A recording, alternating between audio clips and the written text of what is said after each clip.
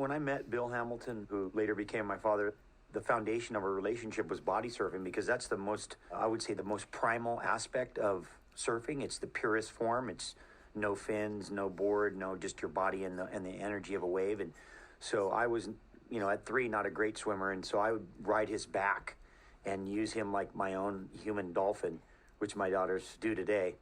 And so our relationship really was founded in the ocean, on waves, riding waves. And my first sensation of going inside of a wave and being in what we call a tube was on his back. I rode him into a wave and would beg him to take me out and to do that. I think that was the foundation of our whole friendship and our relationship. I've been needing a dad, so I've been kind of looking for one. At least I thought I did because I was 3 and I didn't have one. So I thought he would be the perfect guy. He looked like the guy I wanted to be my dad, and he was a great surfer. And so I had a plan to introduce him to my mother. And so I brought him home. I don't know how it was, but I got him back to the house and introduced them. And they had mutual friends. And maybe I just thought I was being Cupid, but at the end, they fell in love and got married, and he became my father. And then I was surrounded by all these men that were great surfers and great divers and great fishermen. And you look back at some of the Hawaiian culture, and it was like the guy that was the great surfer was second only to the king because that skill and that knowledge was respected and admired by all. So at the end of the day, I did feel loved and protected. And I think that was probably the most important part that all these surfers had on me was I had a family, and not having had really any family because my mom left the little bit of family that we had on the West Coast to come to Hawaii alone. You start to adapt your tribe. I might have been little, but they protected me and befriended me. And at the end, I think that really had a huge impact on me. In 1969, one of the biggest storms ever to hit the North Pacific, pump surfed in Hawaii. I had to evacuate my house in the middle of the night, and the water was breaking through the house and underneath the car. And I think that had a huge impact on me as a young man, just because these were waves that were so big that all the beaches were closed. There was evacuation. It just reminded you that there was something like an untamed dragon, that there was just this huge dragon that no one's ever gotten to be on or ride. And I think that's kind of the birthplace of my desire to want to ride these giant waves, is that they're like the untamed. It's the unconquered. We can go to the moon, we can go to Everest. There's a statistic that more people have gone to the top of Mount Everest than have ever seen a 100-foot wave.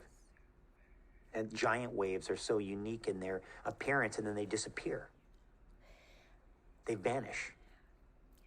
But somehow they're so powerful and so big, and then all of a sudden they're gone. And so there's something mystical about that. There's something really mystical about how they're formed, all the variables it takes to make this unique situation happen. And then all of a sudden you can actually get on one and ride it. I mean, that's stuff of fairy tales. I mean, and in a way, I think as a young man, and I think as a man, as a human, we all want the fairy tale. And then we get older and time goes by, and pretty soon we don't believe in fairy tales anymore. There's a saying, to retain your youthful enthusiasm. I think that's probably one of the keys to staying young.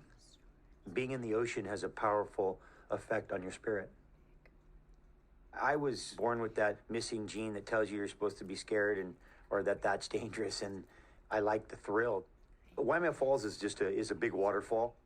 And so there's places on the side of the waterfall that you can jump into a big hole down below. I wanted to go to the top, and guys were diving off the top of the falls. I'm 6 or 7 or whatever I was, maybe 8. Probably much too young to be jumping from that high. Let's just put it that way. To me, men or no men, it didn't matter. They could do it, I could do it. So I just jumped. I think in that situation, that's where I could find kind of a measurement of my strength, was like, hey, I can jump higher than you. That's where the foundation of that kind of ability was, to be able to assess and then make the leap of faith, because you have to have a certain amount of faith to believe that, first of all, you can make it. Second of all, that it's makeable. But there's an assessment always that happens first. I always say there's a difference between crazy and then risk takers.